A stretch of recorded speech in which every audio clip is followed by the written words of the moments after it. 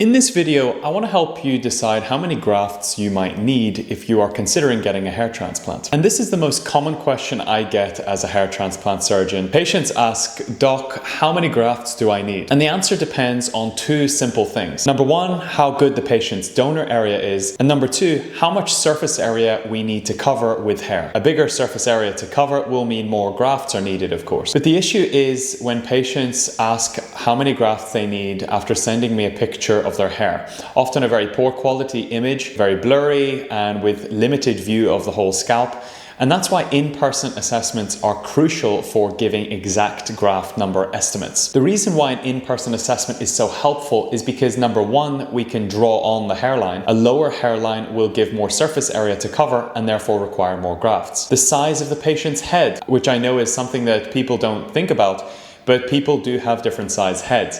A larger head will mean more surface area to cover and more grafts will be needed. The third benefit to an in-person assessment is that I can perform trichoscopy. Trichoscopy uses a digital microscope to assess the donor area quality. If the donor area is not as good, well then we need to be more conservative with our graft numbers. But let's say that you can't come in for an in-person assessment. I get it, especially for my international patients. In this case, let me take you through the correct number of grafts needed for each stage on the Norwood scale. But just before I do that, know that these graft number estimates are somewhat subjective in that some hair transplant surgeons prefer to go more conservative with their hair graft density and others tend to push the density. I find I'm somewhere in the middle towards pushing density. I think that patients deserve dense results. So I do tend to push for slightly higher graft numbers than perhaps other surgeons would. So bear that in mind. So looking at this Norwood scale, we can see increasing severity of baldness. Let's start with stage 1 loss. Well,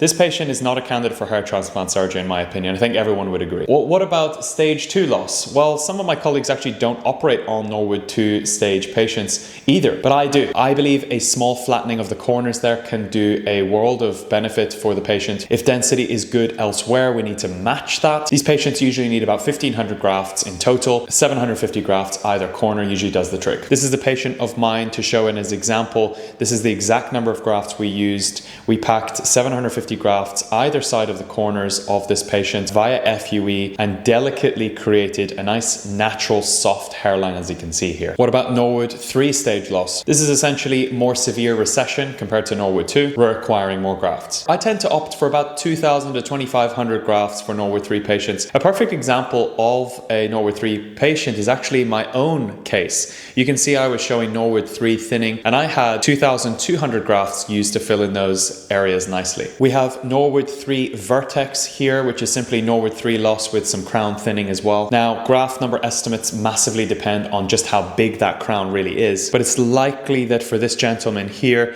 he needs about 3,000 grafts. Again, about 2,500 in the frontal hairline there and about 500 in the crown based on the size of his crown there. Norwood 4, so again, more recession and now a larger crown spot. This patient, for example, will require 3,000 grafts for that frontal third and then based on his crown, roughly about 750 grafts. So approximately 3,750 grafts needed for sufficient coverage for a Norwood 4 patient. What about Norwood 5?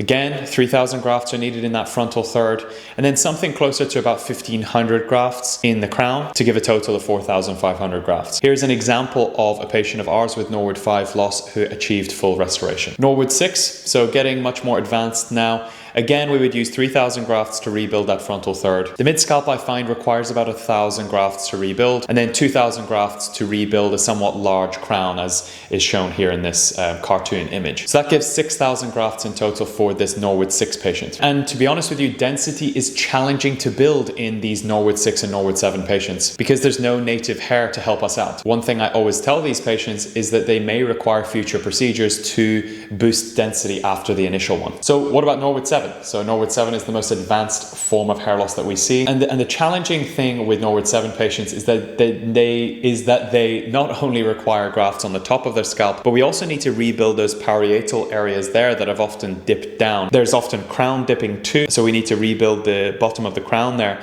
And also we see temple point flattening too. So often rebuilding those temple points is essential to reframing the face. So they require a significant number of grafts, often around 8,000 to 10,000 grafts for full restoration. And we often split the procedures on Norwood 7 patients into two, not to overload the blood supply. I also love to take grafts from the beard to supplement and support the scalp grafts in order to boost density as much as possible in these patients. Just a little caveat on all of the graft number estimates that I'm giving you, that hair characteristics play another important role in determining how many grafts you need. So those with wavier hair will require fewer grafts to achieve the appearance of more density, whereas straight hair patients might require more grafts to achieve the same look. So whereabouts are you on the Norwood scale? I hope this gave you a better idea of how many grafts you might need. If you would like a more personalized estimate of the exact number of grafts that you might need, as well as which technique, FUE or FUT, you might benefit from, shoot us an email at info@parisismedical.com to arrange a video or in-person consultation.